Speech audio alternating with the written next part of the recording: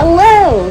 Good evening from the balcony of my cabin on the Caribbean Princess. There is a lot of information out there. Really, some really great information, very practical, but there are some big gaps in what people who have cruised a lot remember from their first cruise. Hi, I'm Dawn Krebs with Magical Moments Vacations, and although I have sold a lot of cruises, this is my actual first cruise of my own. So I'm going to share with you the things that I have learned and wish I knew prior to getting on this ship, which would make things a whole lot easier.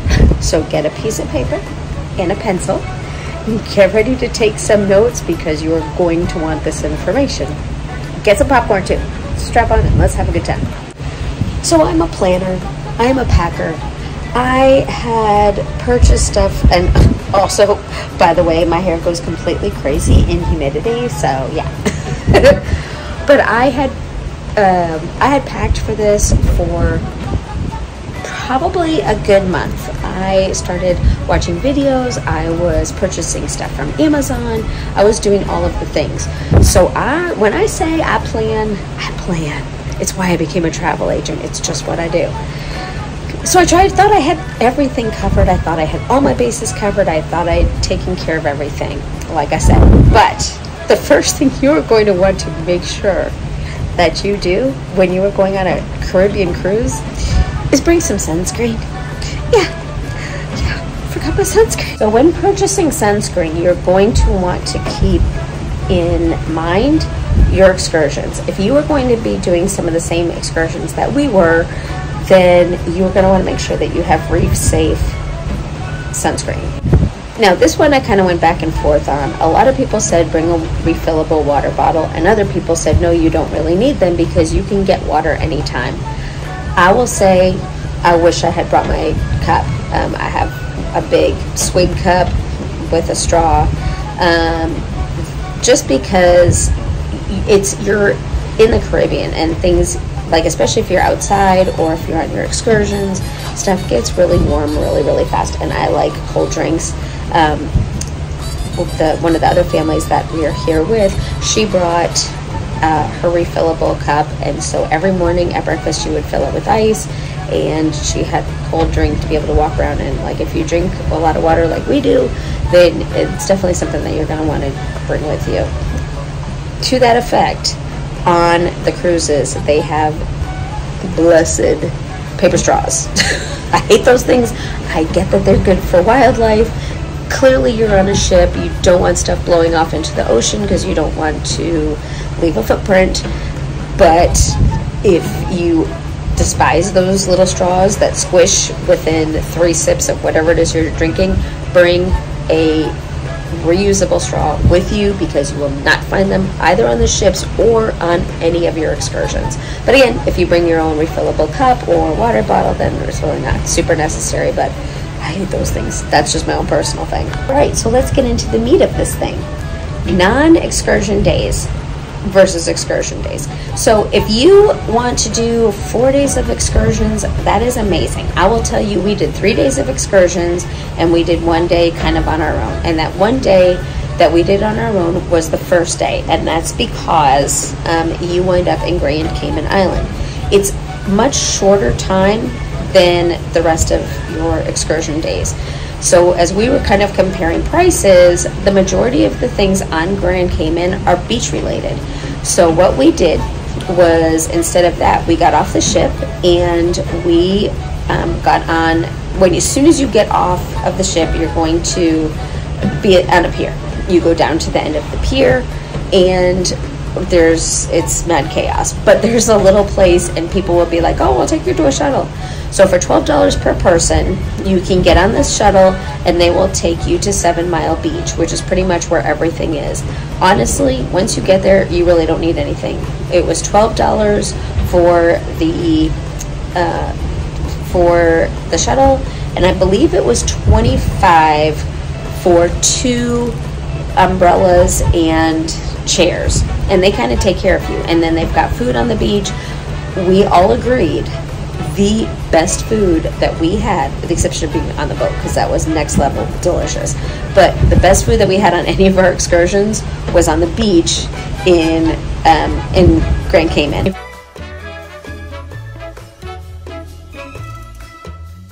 And the reason is because it's just, you know, like that is your perfect welcome to the Caribbean. You are full on in the Caribbean. It's just these tents that are set up by the local people. They've got a guy that does coconuts for you. He'll cut them open. And by the way, coconut, just like pure coconut water from the coconut, is one of the best electrolytes that you can have. But then they have jerk chicken and rice and beans. And oh my gosh, it was so good. I'll be dreaming about that forever. So truly, we'd recommend that. And then the coconut was like $10. If you want rum in it, it's another $5. The jerk chicken, I believe, I sent my husband to go get that, so I believe it was something like $10, $15 for that. And then they also had oxtail stew, which is phenomenal. It was perfect. And that was it. So no matter how you slice it, it was still cheaper than doing the excursion. So if there's something you really want to do there, by all means go and do it. It's a great place to go and do, like, the water's beautiful. I mean, absolutely crystal clear. Here's some pictures.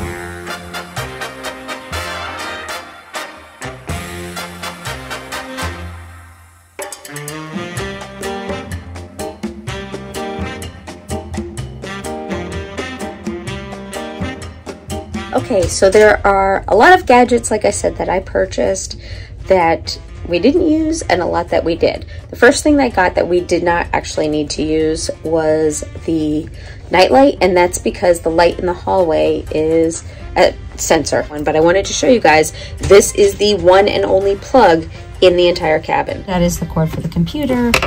This is the cord to the little fan that we have, and this is the one for the phones. Make sure that you get one of these. That's your phone charger as well as your watch charger. Huge savior. And at night we would take this one out and put my husband's in. The other thing that we got, which was major savior, was this itty bitty fan that plugs right in. However, I'm gonna give you a little secret. We got here, and my friend Melinda that was in the other cabin with us, we're traveling with another family, she gave $20 to our cabin steward and was like, here's 20 bucks, go find me a fan. And he did. So they have a fan to be able to use during the time that they are here. Not always gonna win, but she's kind of awesome, so she was able to do that. The other thing that you will not need is a travel hairdryer, because there is one in the room. You do have a refrigerator as well. You can get your steward to bring you these lovely princess robes. Where are they? I know this got in here. There it is. You just got to ask and they'll bring it to you. You don't even have to pay them extra. They'll just do it because they're awesome. All right. In your shower, you have shower gel, which is really nice, as well as the shampoo and conditioner, Lotus Spa hand soap, and the lotion. Operate the shower. Oh yeah. Dave was like, just tell him how to operate the shower. Little button. Let's see if we focus. If you turn it, it will change the pressure on your water. Whereas this one here, when you turn it, changes the temperature of your water. So it absolutely makes a difference which one you use. So the nice thing is you can set this once when you get here and forget it, and then you're kind of good to go, and all you do is turn on your shower and you're good. We're not tech geniuses, so that took us a couple days to figure out, but we figured it out. It was like day 3 or 4. So, and this is the light I'm talking about, that it's automatic. The other thing that everybody said did not exist, which it does on Princess, is a laundry room. Yeah, there's a laundry room on pretty much every floor, as I recall, like from the bottom all the way up. There's a laundry room. Best time to do it is on the days that you are in port. So if you run in the morning and go put it in, that is awesome. You can go and do that. We actually did about 4 loads one day, and the last ones we put in, we had to go on our excursion, so we threw the load in, took the clothes out wet, brought them back to our room, and when we came back, threw them in the dryer when everybody else was putting their stuff in the washer. So that was really awesome. You do want to bring your own laundry detergent. Now that I know that there are laundry rooms, I would have brought either little pods, just keep in mind the humidity, and definitely like some color catchers. If you guys have not discovered what color catchers are, they are just little sheets that you throw into your washing machine with your laundry, and you can do your whites, you can do your darks, you can do everything all together all at once. As I'm heading down to the laundry room, I'm going to tell you about your last day procedures. So the last day on the ship, which is where we are right now, you have two options. You can either like disembark by yourself, or you can get all of your main luggage together and they will take it down for you off of the ship, so you don't have to worry about that. But they take it out the night before, so you are going to definitely want to bring those carry-ons. Every single video that I watched said to make sure that you packed a bag with you that had a change of clothes, a bathing suit, whatever you're going to need for that first day, especially if you're going to have an early dining reservation. Our bags were here before we made it up to our room at 1 o'clock. Our bags were actually waiting for us, so we had no wait whatsoever. However, one of the other family that's traveling with us, they didn't get theirs till after dinner, so they were happy to have a change of clothes. So it really is hit or miss. Don't know why, it just is what it is. Okay, here we go. The laundromat. So here you go. So you're gonna come in to the laundry room. Yep, couldn't find a single video that had this. Here's your laundry sink, so if you need to wash stuff out. Here is this, which you get tokens for, and here's the token machine. So all you do is you're gonna put your little medallion up to the little medallion thing, press English, blah, blah, you can follow the directions. It'll give you some tokens, and you choose how many tokens that you need. And here are your washers. So just, you know, standard washer, dryer, pretty easy. But here is the moment where you have irons, and they even have little spray bottles for you, so it's the bomb.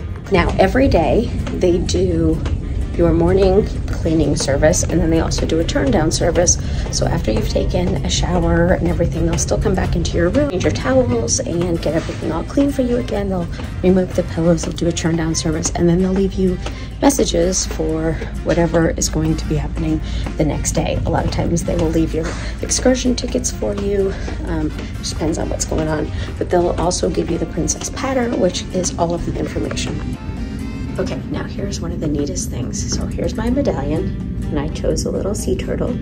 This band I actually got on Amazon, so as we get closer, it will, and I just locked my door for me, but see, it's got our names on it and our room number, and then you just put your little medallion, but usually you don't even have to do this. It'll just automatically open it for you. So it'll unlock my door, and there we go in. So here is our luggage with our luggage tags. When you are leaving, they are going to give you your luggage assignment and where to go. Now, we do have transportation back to the airport. So when we go down tomorrow, we're meeting in one of the bars, and they will have our luggage taken down for us. And then all we have to do is get it. Once we are off the ship, they will have it lined up in our pink 5 section. We pick up our luggage, go through customs, and then they'll take it from us again and bring us to the airport, which will be very nice. So practical information. Where do you get towels and water bottles for your excursions? Well, they have them for you as you're getting ready to go off the ship. You do not have to go run to the pool, try to get towels, water bottles. As you're going and leaving the ship, they will have them for you. We had 4 excursions. 2 out of 4 ports had tenders, so you had to get onto the boat and then take the boat into shore. The longest of which is Cozumel. That was, you have to park very far offshore. That was probably a good, how long do you think, baby? 45 minutes? Half an hour? 45 minutes. Yeah, about 45 minutes to the dock, because it is really far away. It's just shallow water, I guess. I don't know what the deal is, but whatever it is, you can't park there. So just be prepared for that. And then the majority of the excursions in Cozumel are not actually in Cozumel. They are also across on the mainland in Playa del Carmen or Cancun. So you're looking at about another 45-minute boat ride from there. So it is quite a bit of a distance. But the other ones, like I said, when you're coming back in, and even to get on those, you're going to be standing in line. So if you have somebody who's elderly with you, you are definitely either going to want to have them have a motorized scooter, because the ship is big. It is huge. It is a real, in fact, here's a picture of the Caribbean Princess next to Norwegian Sun.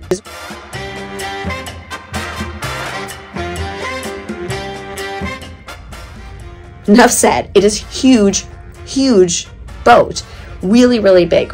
We actually were parked next to Disney Magic, and I was like, wow, I used to think Disney Magic was big. Nah, not so much. This is a humongous ship. I mean, just to do anything, just to go to dinner, and you're going up and down elevators or taking the stairs. We usually walked down the stairs and took the elevator up, except for the other day when I forgot my sticker for our excursion, and I had to run back up from the 4th floor to the 11th floor. Got to the 11th floor, and I was like, nope, taking the elevator the rest of the way. You don't want to do it. Don't recommend it. Have your stuff together the night before. Another good tip, have all of your stuff ready for your excursion the night before you actually go out on your excursion. The other option is, if you don't have a motorized scooter, they do have like those walkers that have the seats that no matter what is going to be a really good idea if you have somebody who's just having a hard time walking for a long distance or can't stand for a long period of time. And just make sure when you're coming back in, because it is the Western Caribbean and it is hot and humid. So before you get in that line, make sure you have a drink for whoever you're with. You know, make sure that you're drinking water sufficiently.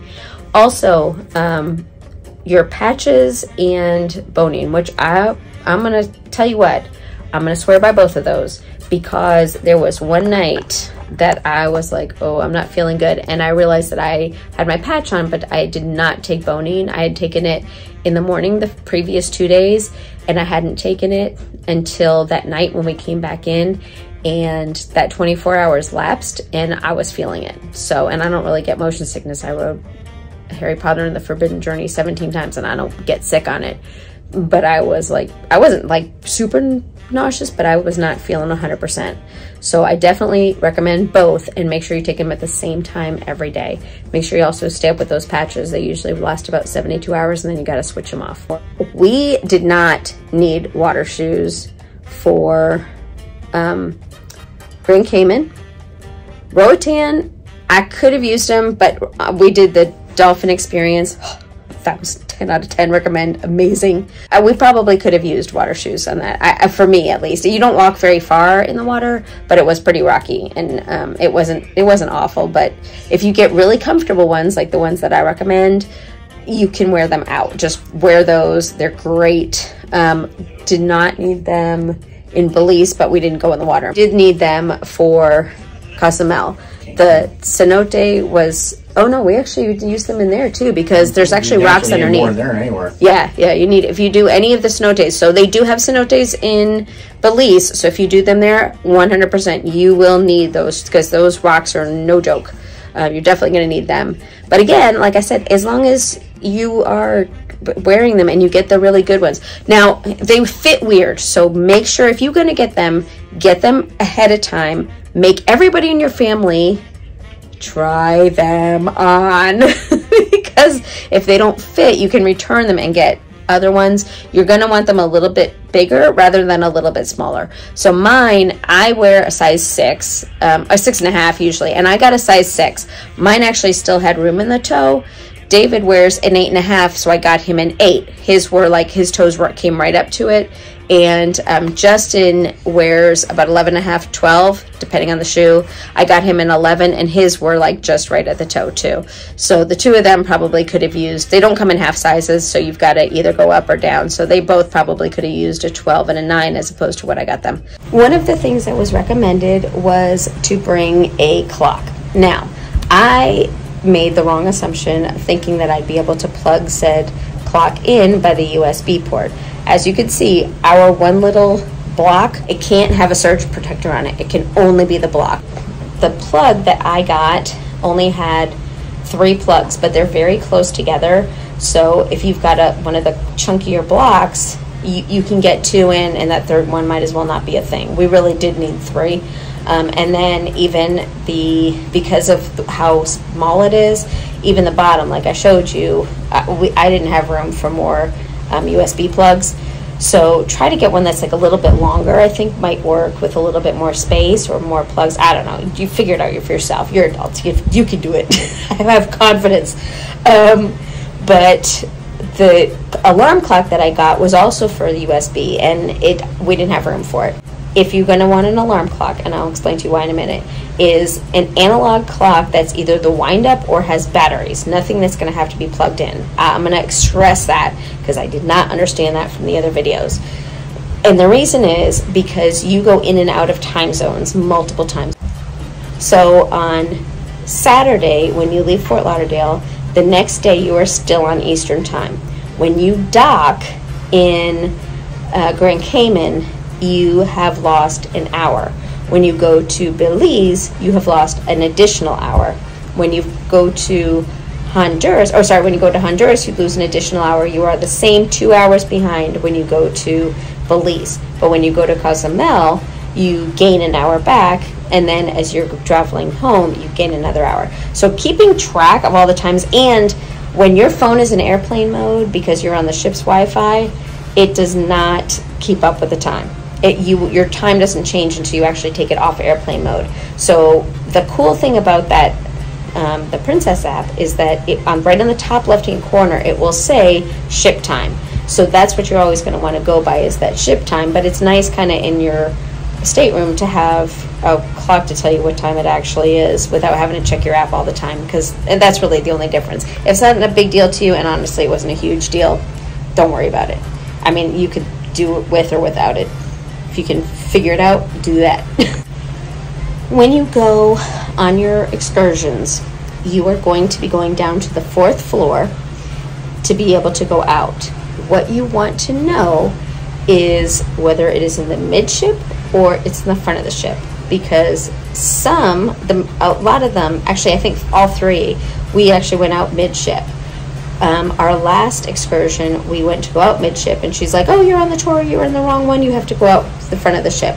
So just know, pay attention, special close attention to where it is, and it will all be on your little paper that tells you. But after you've done it like 3 times in the exact same place and all of a sudden it changes, that's when they're going to get you. So just make sure you're aware of the fact that that will change from time to time. Also, depending on what you're doing, like when we did the ruins, you cannot wear flip-flops. You have to wear closed-toed shoes. So pay attention to make sure that you're not planning on, and I almost made that mistake. I almost brought all flip-flops.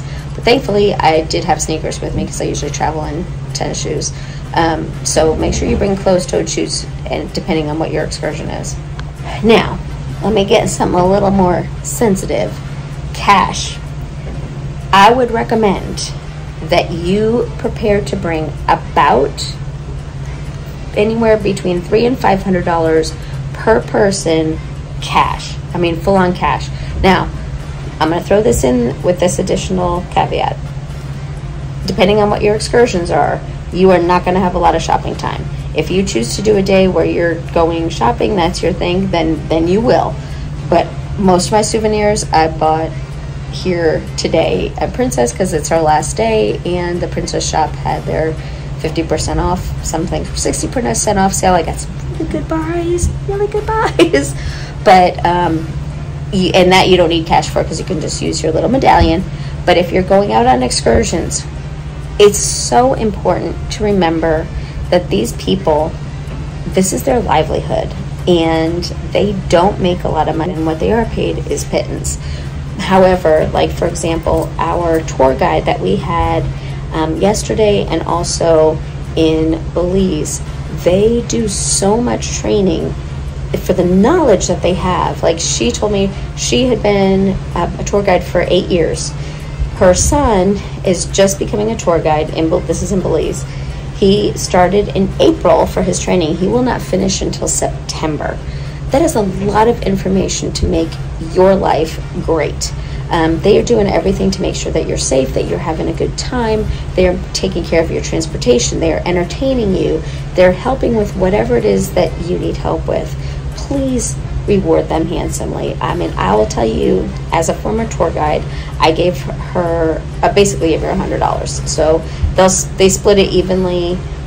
Your tour guide and your driver, usually they'll tell you, yeah, we split it. They'll take your tips. So I gave them $100. Yesterday, we basically did the same thing, because I know what it's like to be a tour guide. It's a lot of work and not a lot of pay, and you rely on your entire living is basically based on those tips. That's not only reserved for international, it is nationally as well. If you are going on a tour with somebody, please plan to bring a minimum of $100. We basically figured $20 per person per day for our room stewards. There's a couple of different ways you could do it. Like the other people we were with, she was like, hey, this is for these 3 rooms, and she gave them, $30 a day.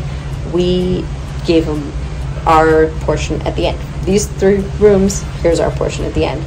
So it just depends how you want to do it, but please make sure to take care of those people. And in between that, you've got like cash that you're going to need if you wind up taking my advice and not doing an excursion in Grand Cayman.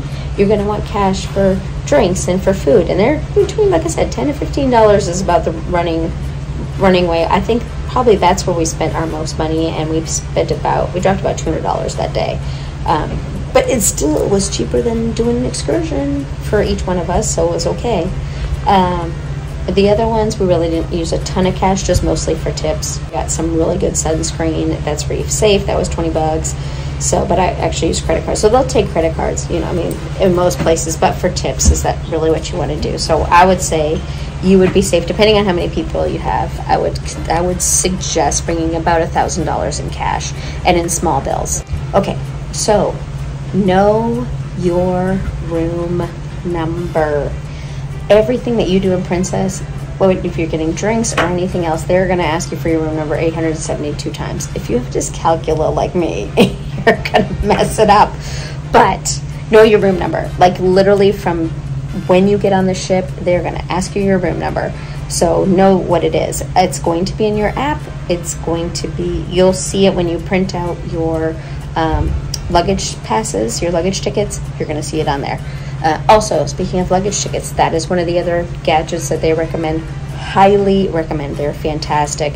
They are plastic luggage holders that are specifically for Princess that you can get on Amazon. And my husband's suggestion is to bring like snacks, because they don't have they have potato chips on the lunch buffet. That's pretty much it. So you don't have a microwave in your room, you have a refrigerator. So like bringing microwave popcorn or something's not a thing. It doesn't exist. But you're going to want to bring like some snacky type. He was like, I just wanted like chips and stuff like that. You can get them off the ship once you disembark. But I actually had a big thing of nuts that I got in the airport, and I'm glad I got it because we kind of snacked on them throughout the week.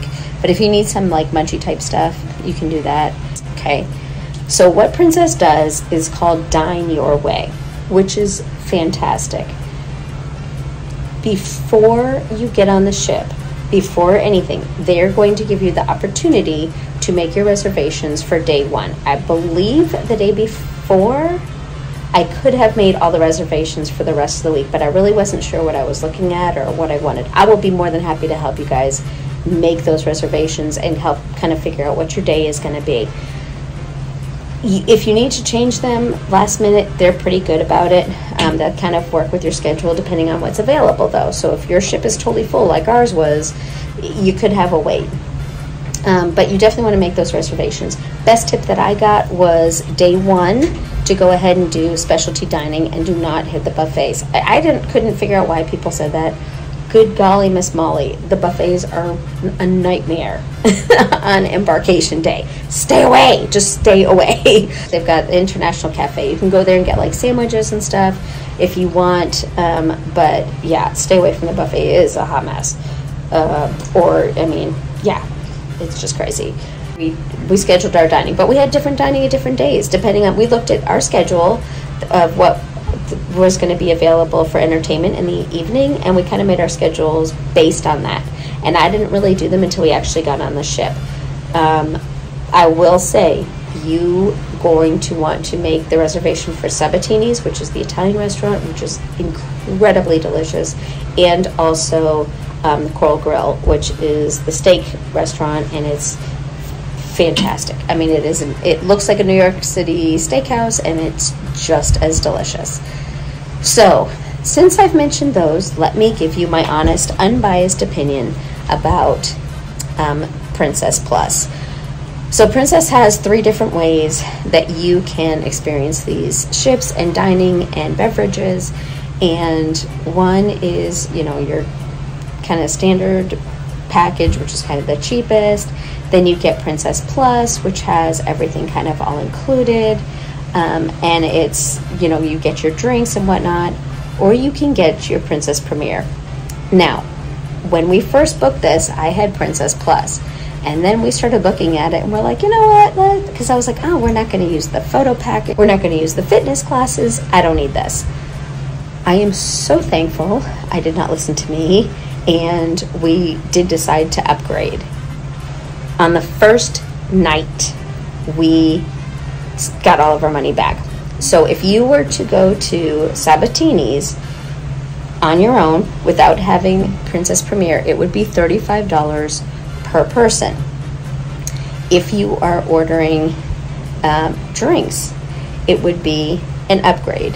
There is like the Princess Plus does include beverages and things like that. What it does not include is specialty coffees, ice cream. There's a whole bunch of things that are kind of left off of that. We had cappuccinos every day. We had specialty coffee every day. Kids had ice cream and these like amazing desserts. So you're allowed 2 of these like premier desserts a day.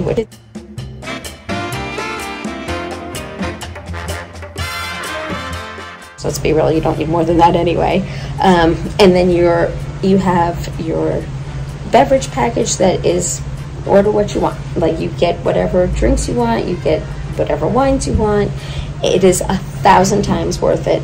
And 2 of the specialty dinings per stateroom are available during your cruise.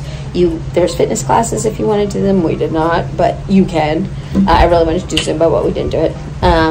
You get 3 prints per stateroom of photos.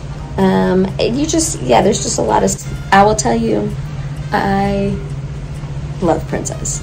It is a phenomenal cruise ship. It is a phenomenal company. Everybody has been amazing. They have done everything they possibly can to make this a phenomenal trip for us, and it's been incredible. I cannot wait to cruise again. I am hooked. I am super excited for you that you're going to get to go on this amazing ship or one of the other ones, and I'll look forward to helping you out and making some magical moments of your own. Till the next time.